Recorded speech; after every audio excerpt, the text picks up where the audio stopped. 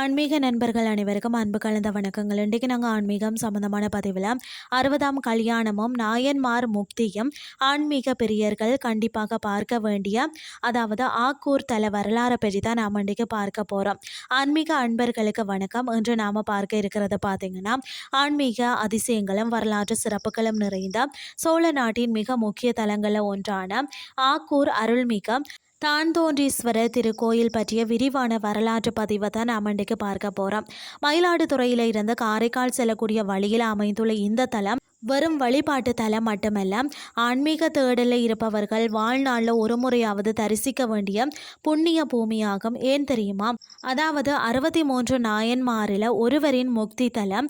63 நாயன்மார்களில் ஒருவரான சிறப்புலி நாயன்மார் அவதரித்து வாழ்ந்த சிவபெருமானின் திருவடி நிழல அதாவது முக்தி அடைந்த பெருமைக்குரிய தலம் தான் இது.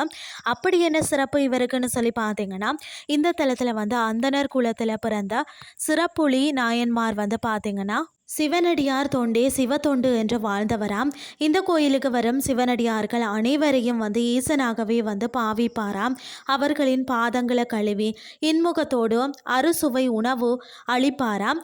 அதாவது அடியார்கள் எதை கேட்டாலுமே இல்லைன்னு சொல்லாமல் அள்ளி அள்ளி கொடுக்கக்கூடிய வள்ளலாம் அவர்.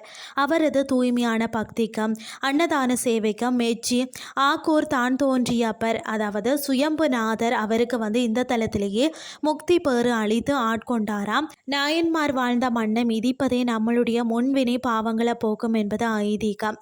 திருமண தடைகள் நீங்குவதற்கும் தம்பதியர் நீண்ட ஆயுள் வாழ்வதற்கும் உகந்த அற்புத தலம்தான் இது.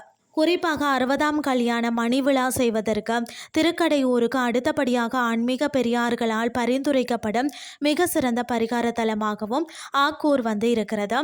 இங்கு வீட்டிருக்க மூலவர் பார்த்தீங்கன்னா தான் தோன்றிய அப்பரையும் அம்பாள் வாழ் நெடுங்கண்ணியையும் வணங்கி மணி விழா அல்லது சதாபிஷேகம் செய்து கொள்வதன் மூலம் தம்பதியரின் ஆயுள் கூடும் என்பதில் அதாவது குடும்பத்தில் சுபிச்சம் நிலைக்கும் என்பதும் பக்தர்களின் அசைக்க முடியாத நம்பிக்கை. இந்த கோயிலின் வரலாற்றில் ஒரு சுவாரஸ்யமான பின்னணி இருக்கிறது.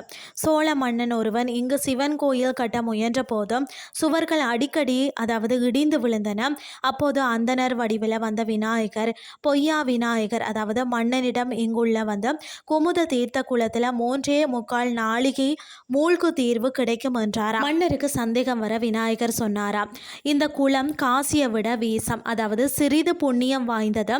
காசியில் தொலைந்த பொருட்கள் கூட இந்த குளத்தில் கிடைக்குமா. அதன்படியே மன்னர் குளத்தில் மூழ்கி இறைவனை நினைத்து அதாவது எழுந்த உடனே குளத்தில் இருந்து கோயிலில் பார்த்தீங்கன்னா கற்ப கிரகம் தானாக மேலே எழும்பியதாம்.